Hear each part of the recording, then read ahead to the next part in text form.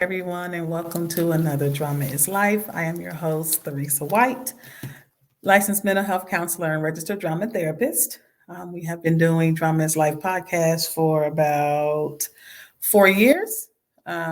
So come on in. Lips were chapped, so we gotta get the lips together, y'all. Can't have chapped lips. Welcome, welcome. Glad to have you guys join us for another topic. We have been talking about stress awareness. With April being Stress Awareness Month, it's really important because, especially since Drama is Life discusses mental and social topics to address the stigma that's surrounding mental health, the barriers that get in the way of African Americans and faith based communities addressing those things. A lot of it is regarding not knowing our stress signals, or even if we do know them, how to respond to them. We are just kind of ignoring them and moving through them. So tonight, I just want to have a conversation. Don't plan to, have a long conversation because I think we all can identify with some of these anger warning signs we're going to talk about tonight. So, does anybody in here slam doors when they get, frustrated, irritated? We talked about HALT on our previous episodes, and we know the A is for anger. And so when that anger signal or status is up, a lot of the thinking drops. So anyone ever had that situation come about where it's been, maybe you slam doors, maybe you stomp? Was you one of those children who turned around and when you was mad, you huffed and puffed? They called it pouting when we were younger, and you got yelled at sometimes because you was, you sighed a little too loud. Don't you sigh too loud? Y'all remember that? Don't sigh too loud. You're like, can't even sigh in this house. maybe it was just me. But again, that was something that we may not have realized it, but it was absolutely an anger sign. That, a sign that anger is present, even if I don't always know why I'm angry. Most of the time as a child, you knew why you couldn't go outside, couldn't get no cookies, your friend couldn't come over, you couldn't spend a night. Child things, most child things. So I want to just ask, do you know? And if you do, what's one thing that somebody can know, that they would see or experience if you were angry? And I'm going to give you, I have several different signals and triggers to know. But I want to tell you, this is one of those things that most people can pick it up really quick. Oh, what's wrong with you? You mad? No, what's wrong? Right? Or why do you say that? Because it's more of an outward expression of an emotion. So we know, or we can pick up a lot easier this stress signal than we can other ones, such as the hungry stress signal. Because typically this is kind of joined with hungry and we see hangry. So I'm going to give you just a few that somebody may know, but we know that it can affect the system. It affects mind, body, and emotions. So good evening, everyone. I'm so glad that you are joining. Hi, BJ. Hi, Terry. Hi, Mother Nellum. Hello. Yes, you. I see the comment. Yes, you absolutely do get whipped if you sigh too loud. And it was, you know why that happened though? Because your parent or whoever was the guardian at the time, and you will see me talking to different ones that you may not see, but because I'm on different platforms with our Drama is Life podcast tonight. But I want to let you know, I was somebody that got yelled at if you sigh too loud, if you huff too hard, and don't dare stomp too loud. Now, you can look back at childhood and laugh at those things now because you remember as a child the times you probably was frustrated with your parent. Being told no is absolutely an anger warning sign. If you didn't know that already, being told no, something that you really want, can instantly anger somebody. And so you may hear a couple of doors slam, but don't you slam a door too loud if you're a child, because most parents, especially if you grow up with parents from what we call old school, and I absolutely did, you didn't slam doors because you ain't paying for no door. Every door in this house belongs to me. You heard the whole extra spiel of why you don't slam doors. So you just went to your room and you huffed and maybe talked to your sister or your brother about why you're mad because your friend can't come over, because you can't go outside, because of whatever, right? Whatever the reason is that you got told no. Trigger number one. So huffing, absolutely. In children, you see that, but that happens in adults too. And sometimes we don't always want to admit that we can sigh a little loud. We can sigh hard. You look over, Theresa, you okay? I'm fine. Um, so sighing in denial could be absolutely a warning sign for someone being angry. And I will give a disclaimer right now. People don't always know what their signals are. Sometimes people have been angry so long, anger runs so deep that it's become kind of like a singe. You know, you can get burned over and over again to the point that you don't have feeling in that spot anymore because it's been so brazened is the word I guess I want to say, or tarnished. I don't say tarnished, but like can't think of the word, but basically like where you have harmed something so much that it just loses feeling. It's numb. That happens to our system emotionally as well. We can have moments where we are just numb. And anger is absolutely one of those emotions that if it sits too long, it can leave you numb to things that should absolutely bother you, absolutely have a response from you. Because I will say anger is not a negative emotion. People look at it like, oh, we don't want to be around people who are angry because they typically are aggressive or they have those the myth of anger is that if you're angry, you're going to fight somebody, you're going to get physical, you're going to hurt something, you're going to tear up a room, you're going to become destructive in some type of way, which that may not be the case at all. There are plenty of people, and some of them probably can tell you, plenty of people who have been angry who didn't destroy a room, who didn't have to fight anybody or didn't fight anybody, but that anger was absolutely present. And so when I say that you can get really singed, if you don't deal with the anger, because the anger comes because it's trying to pinpoint something. So it's there for a reason. And we're going to get to that reason in just a minute. I'll wait till I tell you a little bit, a few of these signals or signs. So I'm going to give you 5 of them. So we got the hard sighing. I said the heavy or fast breathing. So think about the children. What? Ain't nobody running on marathon in here. And I'm talking to my people who are kind of over here. I know y'all don't see them, but my people in the corner, I kind of got my own audience over here. Is I've kind of heard jokes about that in the past with some family members, but like I got my own little silent audience over here. But it's like, nobody, ain't no marathon. Why you huffing? You ain't done no running. You ain't been up no stairs. You ain't exercised.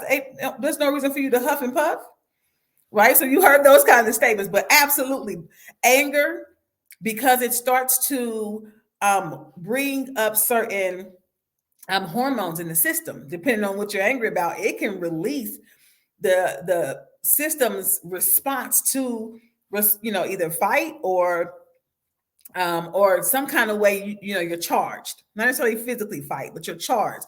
So your breath is also charged, and it's really short, or what we call shallow. Right? So you hear that people are like, "Nah, we don't do that in here. You ain't gonna do no heavy breathing in my house." If again, if your parents didn't allow that. You can also people can start to feel hot. So that's one of those internal ones that you can notice that people start get hot under the collar. They start moving their shirt over, trying to let some air get in, or you can just feel the heat that rises either in your neck, in your face. Some people, if you don't have the brown skin like some, like I do, or I don't get red because I'm too brown to get red. But some people's face turns beet red, or you can see the blood. That's just talking about the blood that's coming to their face, because blood is going to rush wherever there is activation in the body. So when your system gets activated, blood is saying, "Oh, I got to go there. We got to give it some charge. We got to give it some nutrients, some help." And so it's going to send blood. So sometimes it comes to your face because you are thinking or feeling this anger. So that's one. Sometimes with anger, as we said, people turn red, they're heavy breathing. There's also parts of the face that you may not always see a color change. but you can see a tension change in the face and sometimes in the eyes. When somebody's talking to you and you just like, you got this look on your face and it's this intense stare. And for those of us who are parents, you ever had those intense stares from across the room? And I don't think they're just mother stares, but my mother absolutely has one. That if you were cutting up and they didn't want to say a word or they didn't want to yell across the room, they was looking at you and you knew you can again that heat, you can feel the fire looking your way, and they would look and there was an intense stare. Sometimes and you knew immediately that there was an anger because you were behaving in a way that I am not okay with, that is not pleasant to our family name or to what I've taught you, etc. And so it can bring up that anger. So people can have these facial expressions that show I'm not, I'm not happy right now, and I'm not in a pleasant space right now. And so facial expressions, the intention of the eyes, a stare, with a person can seem like they are being aggressive, but they may not be. That just may be right now where you can see that. And sometimes you see this eye kind of close a little bit, the left eye. In this case for y'all, it's my right eye, but y'all may see it as my left. The right eye is kind of squinting, closing a little bit. That can be absolutely, it's kind of like, let me just, and you're trying to keep your eye together, but it just keep closing because you trying to maybe not see what you're seeing or not feel what you're feeling. One of the ones that people don't really realize that happens, that was my third one. Number 4, people get real quiet. What we call shut down.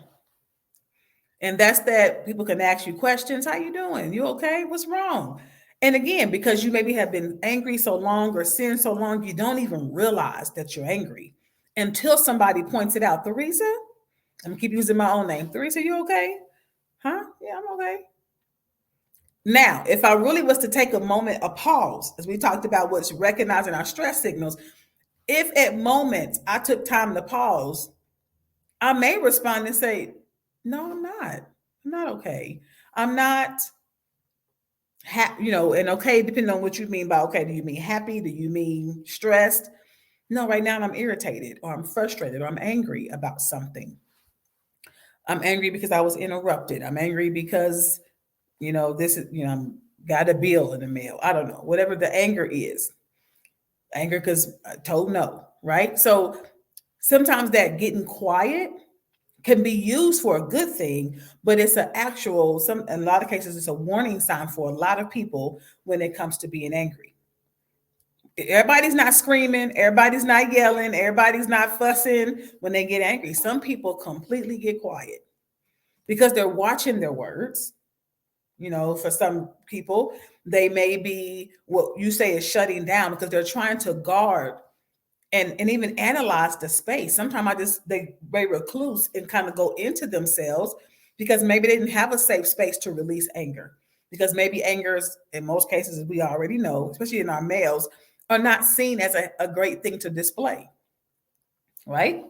And women, depending on if you are well, most women get this negative stigma or tag on them that you are a negative name. I won't say what that name is, but some of them are like angry Black women, that you are snotty, that you are all kind of things if you are angry. So some people don't want to show that anger.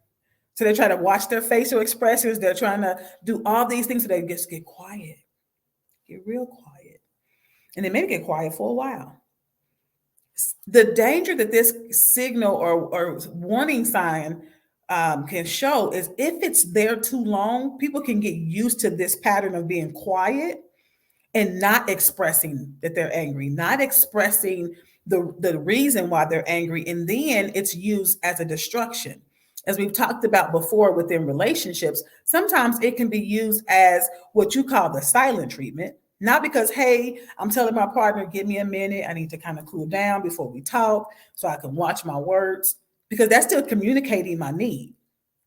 In this case, when you're angry and it's used in a destructive manner, we're called, it's called giving the silent treatment. I'm going to walk around and I'm going to purposely be quiet. And because I want you to see that I'm quiet. You're going to know I'm not talking to you. That's destructive. That's unhealthy, especially if the other person, whether it's your child, a sibling, your partner, a family member, a friend, whoever is in your space on professionally, if they don't know why you're angry, but you're going to make it a point that I'm going to let you know I'm mad. Just get quiet. And I got facial expressions, as a drama therapist, I can, eyes are rolling, and maybe sometimes you clanking things, slamming dishes. So physically, you're still releasing and trying to show I'm angry. But verbally, you have not given any reason of such. That's when it gets dangerous.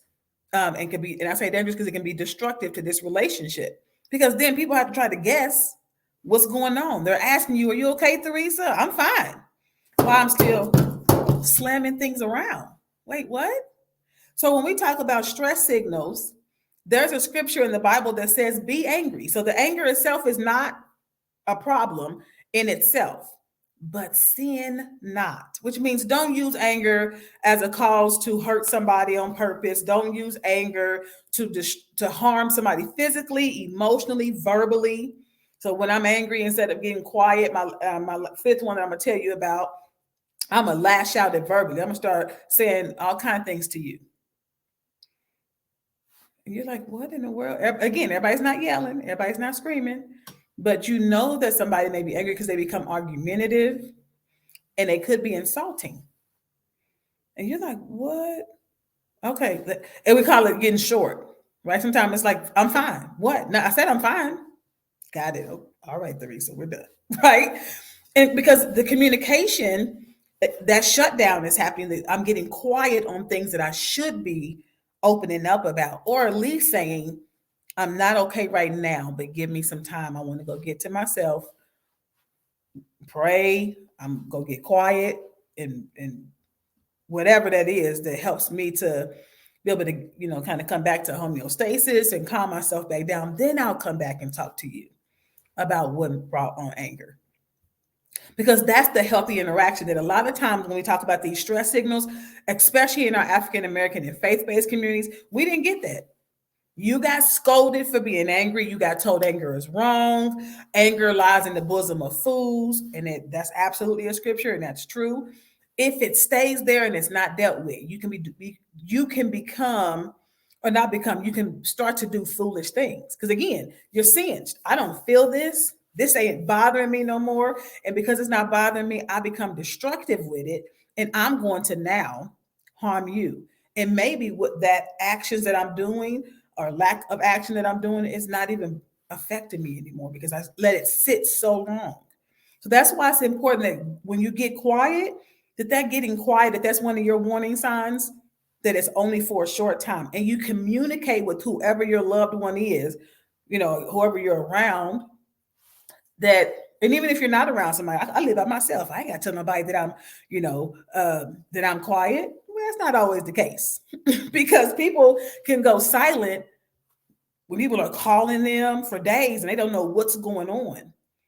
So it can bring stress to others. So it's important to say, hey, I'm just not in a talking mood right now and I'm okay. I will call you back once I calm down. Because people may say, what's going on? But again, I'm not in a talking mood right now. I'll call you back when I calm down. At least I know you're alive. I know you're safe because you said so. And I ain't got to keep blowing your phone up or trying to come and knock on your door to find out what's going on. Even if you live alone, you can still communicate to those loved ones who are trying to reach out to you that you may need some space. But again, let that space be healthy space. When that silence turns into days and weeks, it's becoming unhealthy because you should not be silent for weeks. Again, even if it's something, it can be something really serious. I'm not saying it's not a serious thing to be silent about that you may have, but it still should be communicated. I'm still struggling to talk right now. I'm still struggling to come up with words to describe, and again, maybe it's hurt that I really feel, but I'm angry that I've been hurt. And so I'm struggling to come up with those words. But if we are not able to even recognize the sign, we'll keep the destruction pattern going. I'm gonna be silent and then I'm gonna take it out and slam doors or I'm a huff. You know, it's children. In that case, we were making fun. I made jokes about, you know, being a child and doing it, but that child was really trying to communicate something. I want you to know I'm not happy with your no. That you tell me no that I can't go to my friend's house, or you tell me no that I can't do A, B, and C. You're gonna absolutely know that I'm mad at you, mom. I'm mad at you, dad. Mad sister, brother, whoever's in the house. So children are huffing and slamming things, and you see that as an immaturity because that's saying you don't have the words to tell me what's going on. That's absolutely understandable. But then I'm going to bring you into a space to give you a chance to communicate. Now you can say it's not okay as a parent. Nope, it's not okay to slam my doors. If you're angry, I'm gonna give you a moment to sit down and think about it. And when you're ready to talk to me, I'll be in the other room. That don't mean my answer is gonna change. It still may absolutely be no. But I welcome you to still come and talk to me about your emotions because when we don't have that practice, we practice shutting down. We practice getting quiet for too long. We practice insulting people. We practice becoming argumentative. And we're not saying debate. There's a way to have a healthy debate. But argumentative is no, no, no, no. And again, that's another form of that shutting down. And so these are just a few warning signs that you may see when we talk about stress awareness and for you to monitor those. We talk about the face getting red. Sometimes it may not be your face, it may be your hands that get red. People, you know, can kind of ball their fists up. And that may not be that they're ready to fight, but they're trying to, again, hold something. What do hands do? They hold, trying to hold this, trying to hold this in. And their hands are showing what's really going on internally. So, you know, hands may get red or face red, heavy breathing or fast breathing. Somebody, you know, facial expressions change. So they're staring at you, glaring at you. Get quiet, or what we say is shut down, and it can become argumentative. So it's really important for you to be able to watch that. I'll give you a bonus one. I know I said 5. I'll give you a bonus one. It may be somebody may get so angry that they start crying. Sometimes we can see tears as sadness. People start crying, or you see tears as anger. And there's some people who have said to me that I've worked with before, if I ever start crying in anger, that is a danger sign. You do want to. They know their warning signs well enough because we've worked on it with them. They know it well enough that if they start to cry in anger, that it's time for them to be alone or to get away from people. Because whoever they are around for whatever reason, there may be times that people do become increasingly able to be aggressive, or you know, I'm that mad that I'm crying, then that heightens it for some people. So they say, if you see a tear, get away from me. And so again, that's communicating that boundary. This is what I need from you, and that's okay. In that case, it's okay because then I know, oh, I'm gonna go step away and let you have some space. Again, it's not okay for you to destroy anything, but that anger is still being worked on, and you're not shutting it down, getting quiet, and we have no idea what's going on with you. So anger absolutely is a very, very common emotion. And I said I was going to tell you one of the reasons why anger shows up. Anger shows up to let you know that something is conflicting with one of your values. Think about that for a minute. People get angry because something is conflicting with the value of theirs. If I value sleep and you wake me up early in the morning, I may get frustrated. You may see me huffing. Because I value my sleep, right?